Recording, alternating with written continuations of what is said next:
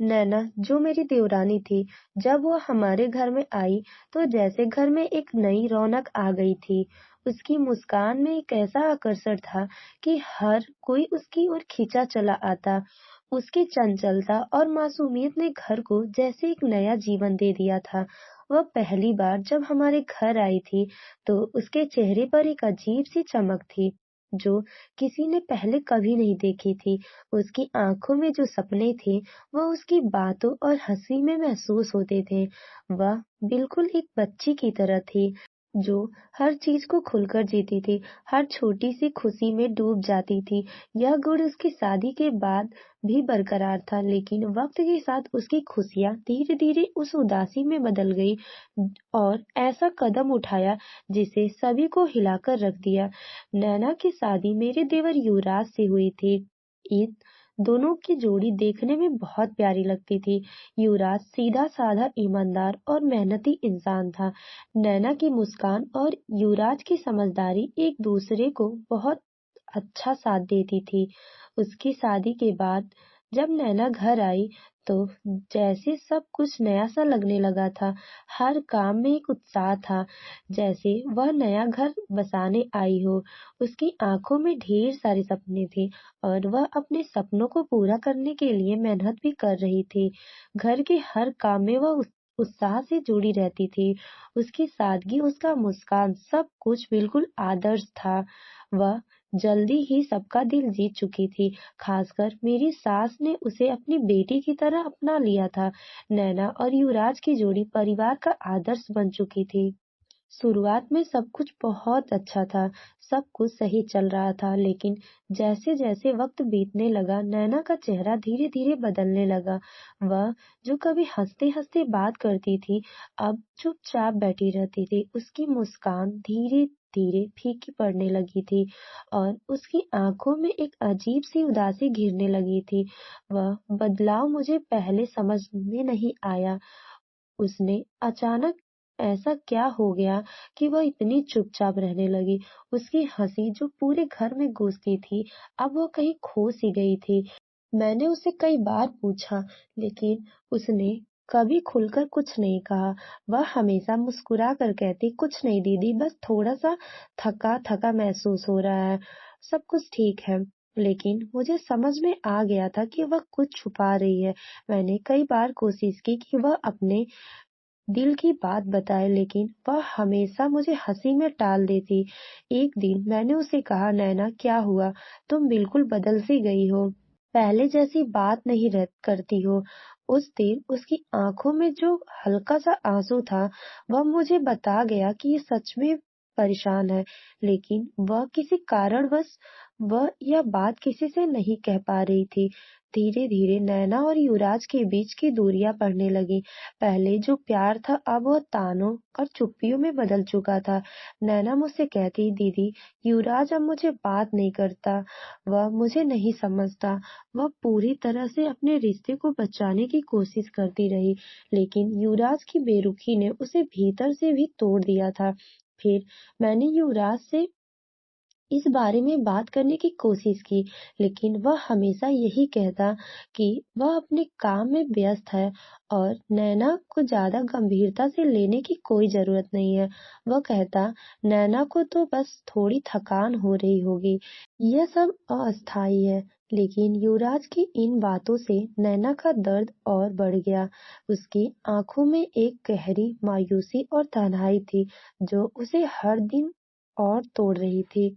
एक दिन नैना ने मुझे एक बात बताई, जो मुझे पूरी तरह से हिला गई। दीदी, मुझे नहीं पता मेरी गलती क्या है। मैंने तो युवराज को हमेशा खुश करने की कोशिश की है, लेकिन अब वह मुझसे दूर हो गया है। अब वह सिर्फ ताने मारता है और मुझे अकेला छोड़ दिया है। वह कभी मेरे पास नहीं बैठता, बात नहीं करता। अब तो बस एक खामोशी है। उसके चेहरे पर जो दर्द था, उसे देखकर मैं खुद को रोक नहीं पाई। मैंने उसे समझाने की कोशिश की, नैना, हर शादी में उतार-चढ़ाव आते हैं। यह भी एक दौर है, समय लगेगा लेकिन सब कुछ ठीक हो जाएगा। लेकिन नैना की आँखों में जो खोई हुई उम्मीद थी वह मुझे बता रही थी कि समस्या कहीं गहरी है। फिर एक दिन मुझे यह खबर मिली कि नैना माँ बनने वाली है। मैंने सोचा कि शायद अब उसका जीवन खुशियों से भर जाएगा। मैंने सोचा कि बच्चा उनकी शादी को और मजबूत करेगा, उनके रिश्ते को एक नई दिशा देगा, लेकिन अफ़सोस ऐसा कुछ नहीं था। नैना की स्थिति और बिगड़ने लगी। युवराज अब भी वही बेरुखा बना रहा और नैना को अकेले ही अपनी गर्भावस्था का सामना करना पड़ा। शारीरिक और मानसिक दोनों रूपों से वो बहुत कमजोर हो गई थी। एक दिन नैना ने एक प्यारी सी बेटी को जन्म दिया और पूरे घर में खुशियों का माहौल था। लेकिन नैना की उदासी कम नहीं थी। वह अब भी युवराज से तंग और अकेली महसूस कर रही थी। एक अच्छी माँ बनने की पूरी कोशिश की थी, लेकिन उसके चेहरे पे वह दर्द कभी खत्म ही नहीं हुआ। वह अब भी महसूस करती कि उसका साथी युवराज उसे अकेला छोड़ चुका है। उसका यह अकेलापन और दुख बढ़ता ही जा रहा था। एक दिन नैना ने एक ऐसी गलती की जिसे सबको हिलाकर रख दिया। उसने अपनी जिंदगी खत्म करने की कोशिश की। जब हम उसे अस्पताल लेकर गए तो डॉक्टरों ने बताया वह मानसिक तनाव से गुजर रही थी और यह सब उसकी टूट चुकी उम्मीदों और अधूरे सपनों का नतीजा था। डॉक्टर ने कहा उसकी मानसिक स्थिति पूरी तरह से बिगड़ चुकी है और अब उसे सहारे की जरूरत थी। मैं नैना को कसकर पकड़ी और रोने लगी। नैना, तुम ऐसा क्यों कर रही हो? नैना बोली, दीदी, युवराज मुझे प्यार नहीं करते और ना ही हमसे कभी सही से बात करते हैं। मैं ऐसा क्या गलती कर दी कि मुझे समझ नहीं आ रहा है। मुझे समझ आ गया था कि हम सब ने नैना को समय पर नहीं समझाया। मैंने नैना को कभी उसे वक्त नहीं दिया जब उसे सबसे ज्यादा जरूरत थी। अस्पताल में नैना की हालत देखकर मेरा दिल टूट गया। वह अब पहले जैसी नहीं रहे। उसकी आंखें बंद थी, चेहरे पर कोई भाव नहीं था। उसकी मुस्कान जो कभी इतनी प्यारी होती थी, अब बस एक दिखावा बन चुकी थी। मैं युवराज से फिर एक बार जाकर बात की। युवराज, तुम नैना के साथ ऐसा क्यों कर रहे हो? क्या कर दिया है? नैना ने युवराज ने रूखी आवाज में जवाब दिया, भाभी, मैं कुछ नहीं जानता वो ऐसा क्यों कर रही है। मैं तो उसके साथ सही से रहता हूँ। यह कहते हुए वहां से चला गया।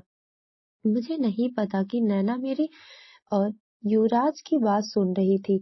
यह सब बात सुनकर नैना के दिल पर बहुत बड़ी चोट लगी। वो अंदर ही अंदर घुटने लगी, लेकिन किसी से बोली नहीं। कुछ महीनों के बाद नैना का तबीयत अचानक से खराब हो गई। डॉक्टर ने बोला कि नैना अब नहीं बच पाएगी।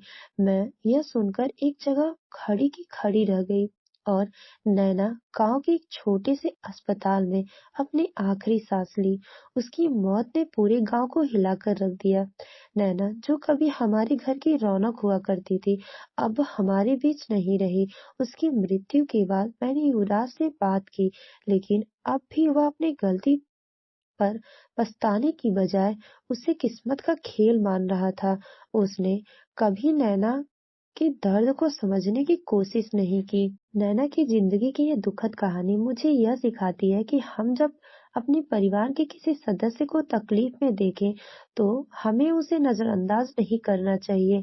प्यार, सहानुभूति और समझदारी ही किसी रिश्ते की असली नींव है। नैना के साथ जो हुआ वह किसी के साथ भी हो सकता है।